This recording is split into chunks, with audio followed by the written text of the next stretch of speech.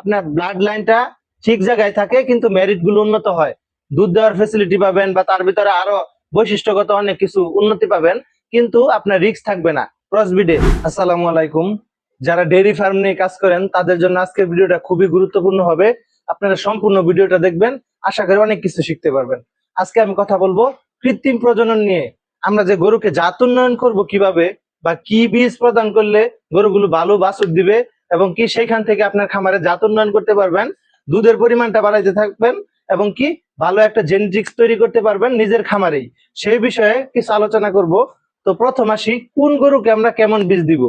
কিছুদিন আগে আমার এই গাভিটা হিটে আসছিল, একে আমি জার্সি সিমেন্ট দিছি। অনেক ভাই বলছেন লস প্রজেক্ট, অনেকে বলছেন যে জাতের সাথে জাত মিল রেখা বীজ দিতে হয়। তো সবার কথা আমি মানলাম, আমি একটু ডিফারেন্ট কিছু ট্রাই করার চেষ্টা করতেছি। আমার খামারে কোনো জার্সি গরু নাই, শুধুমাত্র ফ্রিজিয়ান আছে। আর বাহির থেকে আমি কোনো গরু ওইভাবে কালেকশন করতে চাচ্ছি না, বিধায় আমার ফ্রিজিয়ানে আমি পিওর যে জার্সি ব্রিডটা আছে ইম্পোর্টেড বাহিরের, সেটা আমার এই গাভিতে দিচ্ছি। কারণ এই গাভিটার দুধের প্রোডাকশন খুবই ভালো, প্রায় 30-এর কাছাকাছি।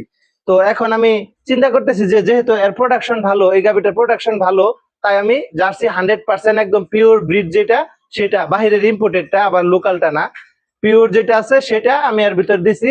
আশা রাখি ইনশাল্লাহ কনসিভ করবে, এবং একটা বকনা বাছুরের প্রত্যাশা আছে আমার ভিতরে। তো যদি হয় তখন আমি তাকে আবার পিওর ফ্রিজিয়ান আর অন্য কোনো কোম্পানির ইম্পোর্টেড যেটা আছে সেটা দিব, যেহেতু ইনব্রিডিং যাতে না হয় এর জন্য। এখন ইনব্রিডিংটা কি, আপনি ধরেন এই গাভিটাকে একটা সিমেন্ট দিচ্ছেন, ধরেন 540, এখন এর থেকে একটা বকনা বাছুর হয়েছে, সেটা হিটে আসছে, তখন ওই বকনা বাছুরকে যদি আপনি আবারই 540 দেন, তখন সেটা ইনব্রিডিং হবে। ইনব্রিডিং এর অনেক সাইড ইফেক্ট আছে। ইনব্রিডিং করাইলে জাত ক্ষতিগ্রস্ত হয়, গরুগুলো দুধ দেয় না অথবা প্রতিবন্ধী হয়, মানে কোনো একটা সমস্যা হয়ই। তো আমরা ইনব্রিডিং না করব। আমি চাইছিলাম যে আমার এই গাভিটার থেকে একটা জার্সি বকনা বাছুর হোক, এর জন্য পিওর জার্সি যে ব্রিডটা আছে সেই রকম একটা ইম্পোর্টেড সিমেন্ট এর ভিতরে আমি দিছি। তো এখন যদি আল্লাহ পাক চায় তো একটা বকনা বাছুর হবে, তখন যে বাছুরটা হবে তাকে আবার একটা পিওর জার্সি ব্রিডের সিমেন্ট দিব, তখন সে 75% জার্সিতে রূপান্তর হবে। এর ভিতর যেটা দিছি এটা থেকে 50% হবে জার্সি, আর 50% ফ্রিজিয়ান থাকবে। তো ওইটাকে যখন আবার করব, তখন ওটা 75 জার্সিতে যাবে। তখন ওই 75-এর যে বকনাটা হবো ওইটাকে আবার করব, তখন সেটা 87.5-তে যাবে। তো আপনার আরেকবার বোঝানোর স্বার্থে বলি যে এর থেকে যে ফ্রিজিয়ান বকনাটা হবে তার থেকে আমরা 50% পাবো। এর যে বকনাটা হইলো তাকে আবার আমরা জার্সি 100% সিমেন্ট দিব, তার থেকে যদি বকনা বাছুর হয় সেটা আমরা 75 পাবো। এইভাবে ধাপে ধাপে আমি জাত উন্নয়ন করে একটা জার্সি আমার খামারে তৈরি করতে চাচ্ছি। এর জন্য এই জার্সির পদক্ষেপ নেওয়া। এখন আপনারা এক একজন এক একটা ভাবতে পারেন, কোনো সমস্যা নাই, তবে আমার চিন্তা ভাবনা এরকম যে আমার খামারে একটা জার্সি তৈরি করব আমার ঘর থেকেই, জাত উন্নয়নের মাধ্যমে। হয়তো বা আমার 3টা 4টা 5টা জেনারেশন আপগ্রেড করতে হবে, সমস্যা নাই, আমার সময় আছে পর্যাপ্ত, আমি আস্তে আস্তে কাজ করব। এটা হচ্ছে বিষয়। আর জার্সি মানে যে খারাপ এরকম না, জার্সির ফ্যাট পার্সেন্টেজ ভালো, দুধের ভ্যালু সবচেয়ে ভালো, জার্সির প্রোডাকশন ও ম্যানেজমেন্ট ভালোভাবে করতে পারলে ভালো প্রোডাকশন দেয়, 20-25 অ্যাভেলেবেল পাওয়া যায়। তবে এর চাইতে বেশি ফ্রিজিয়ানে যেরকম 40-35-30 এর উপরেও পাওয়া যায়, কিন্তু জার্সিতে এরকম পাওয়া যায় না। 25, সর্বোচ্চ 25 এরকম পাওয়া যায় আর কি, 25 থেকে 28 যদি ক্রস থাকে ফ্রিজিয়ানের সাথে, তখন সেগুলো আর একটু বেশি হয়, মানে বড় সাইজ হইলে। আচ্ছা, তো জাত উন্নয়নের যে বিষয়টা আপনাদেরকে বলি, আপনারা সব সময় যারা নতুন আছেন তারা ক্রস সিমেন্ট নিয়ে কাজ করবেন। ফ্রিজিয়ান যে ক্রস সিমেন্ট গুলো আছে এইগুলো নিয়ে খামারে কাজ করবেন, এতে আপনাদের রিস্ক মুক্ত থাকবেন।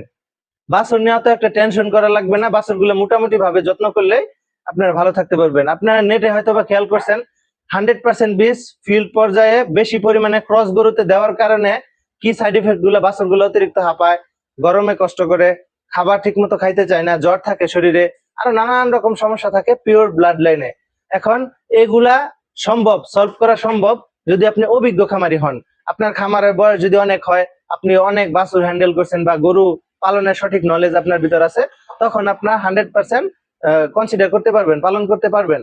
কিন্তু যারা নতুন মাত্র খামার শুরু করছেন তারা কখনোই 100-এ যাবেন না। আপনার ক্রস দিয়ে জেনারেশন আপগ্রেডের মাধ্যমে খামারে জাত উন্নয়ন করবেন। জেনারেশন আপগ্রেড হলে কি হয়, আপনার ব্লাড লাইনটা ঠিক জায়গায় থাকে, কিন্তু মেরিট গুলো উন্নত হয়। দুধ দেওয়ার ফেসিলিটি পাবেন, বা তার ভিতরে আরো বৈশিষ্ট্যগত অনেক কিছু উন্নতি পাবেন, কিন্তু আপনার রিস্ক থাকবে না। ক্রসবিডে সময় লাগবে। ক্রসবিড থেকেও কিন্তু 30 লিটারের কাছাকাছি বা 30-এর উপরেও দুধ পাওয়া যায়, কিন্তু ওইটা মিনিমাম 4টা থেকে 5টা জেনারেশন আপগ্রেড করতে হয়। জেনারেশন কিভাবে আপগ্রেড করবেন সেই বিষয়ে একটু কথা বলি, নাহলে আপনারা বুঝবেন না।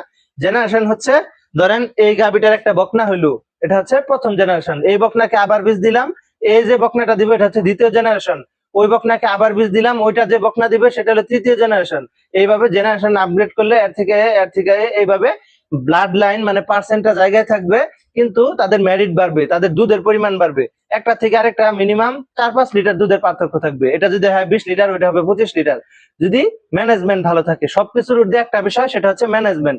আপনার গরু পালনের ম্যানেজমেন্ট যদি ভালো হয়, আপনি যদি তাদেরকে পর্যাপ্ত নিউট্রিশন, ভিটামিন এগুলো দিতে পারেন, দানাদার খাবার ভালোভাবে দিতে পারেন, তাহলে আপনার গাভী পালন সফল হবে। আপনি সবকিছুই সফলভাবে করতে পারবেন। আপনি জেনারেশন আপগ্রেডও করতে পারবেন, আপনার দুধও বাড়াইতে পারবেন, আপনার খামারও বড় করতে পারবেন, সবকিছুই হবে। মূল কথা একটাই, সেটা হচ্ছে ম্যানেজমেন্টটা ঠিক হতে হবে, তাহলেই পারবেন।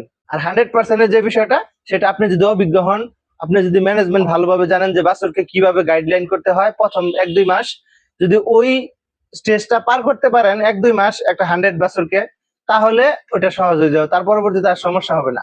এদের জন্য আলাদা একটা ব্লাড লাইন আছে।